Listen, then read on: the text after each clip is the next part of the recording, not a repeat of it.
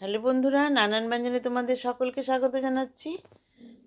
আজ ঘরোয়াভাবে একটু কই মাছ রান্না করব। দেখো এখানে কই মাছগুলোকে কেটে নিয়ে এসেছে বাজার থেকে। এখন এগুলোকে ভালো করে ধুয়ে নিয়েছি। এখন এর মধ্যে লবণ আর হলুদ মাখিয়ে নেব। এখন এর মধ্যে লবণ আর হলুদটা মাখিয়ে নিচ্ছি। তো মাখানো হয়ে গেছে। এখন কড়াইতে তেল দিয়ে দিলাম, দিয়ে এখন মাছগুলোকে ভেজে নিচ্ছি।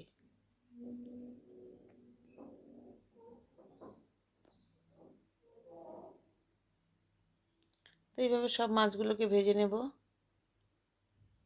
আর বাকি কটা আছে ভেজে নেব।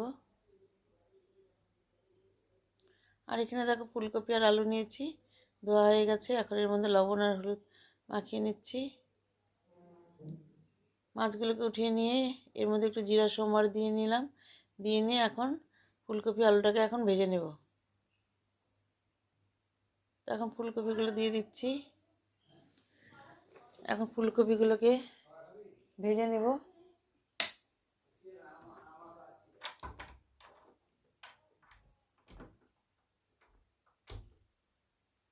এখন ফুলকপি আলুটাকে মধ্যে হলুদ দিয়ে দিলাম, দিয়ে এখন ভেজে নিচ্ছি।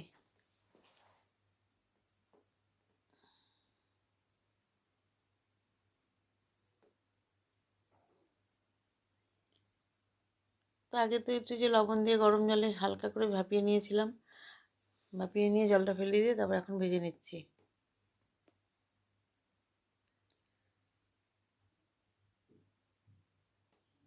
এখন ভাজাটা হয়ে গেছে, এখন আমি নামিয়ে নিচ্ছি।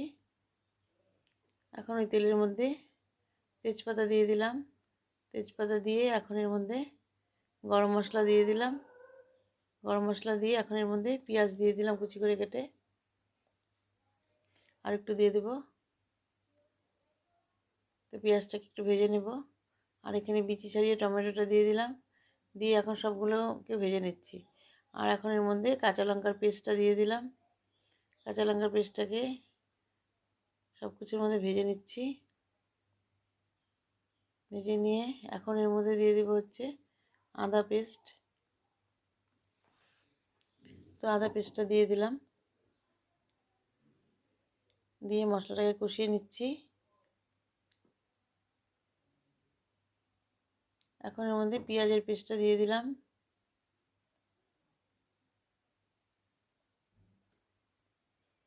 তো পেঁয়াজের পেস্টটা দিয়ে সব মশলার সাথে মিশিয়ে নিয়ে একটু ভেজে নেব। তো আর আমি তেল কিন্তু দেব না, এটাকে এইভাবে কষিয়ে নেব। এখন এর মধ্যে লবণ হলুদটা দিয়ে দিলাম, লবণ হলুদ দিয়ে আবার ভালো করে মিশিয়ে নিচ্ছি।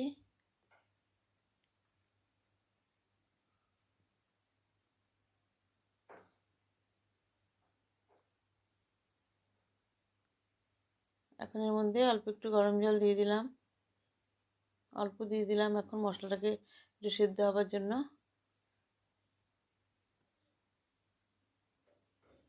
এখন এর মধ্যে ওই যে এটা হচ্ছে আমার গাছেরই লঙ্কা, একটা টপের মধ্যে হয়েছে, ওই যে ভূত লঙ্কা বলে নাকি ওটা। তো বিচিগুলোকে ছাড়িয়ে নিয়েছি, তো ওটুকুন দিয়ে দিলাম, আর যদি লাগে তখন আর একটু দেবো, কারণ এই লঙ্কাগুলো ভীষণ ঝাল, আমি আর শুকনো লঙ্কা দেবো না। তো এখন এর মধ্যে ধনে গুঁড়ো জিরে গুঁড়ো দিয়ে দিলাম, দিয়ে ভালো করে একটু কষিয়ে নিচ্ছি।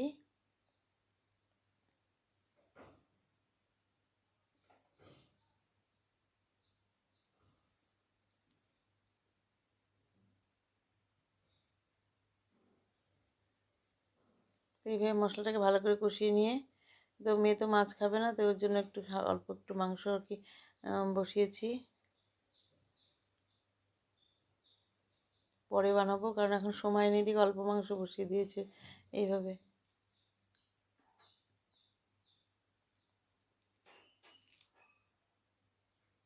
তো এইভাবে ভালো করে কষিয়ে নিয়ে তো পরে লঙ্কাটাকেও দিয়ে দিয়েছি।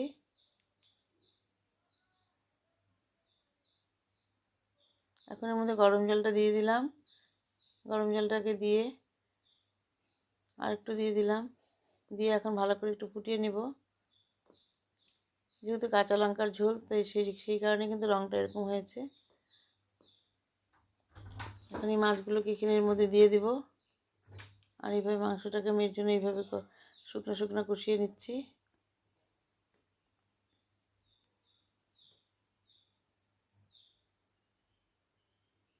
দেখুন মাছগুলোকে এর মধ্যে দিয়ে দেবো। তো সব মাছগুলোকে এর মধ্যে দিয়ে দিচ্ছি। তো বন্ধুরা, তোমরা যারা নতুন তারা প্লিজ একটু কমেন্টস করে ও সাবস্ক্রাইব করে অবশ্যই পাশে আসবে। আর পুরনো বন্ধুরা তোমরা অবশ্যই কমেন্টস করবে, আমার পাশে থাকবে। তো এইভাবে আমার মাছের ঝোলটা হয়ে গেল।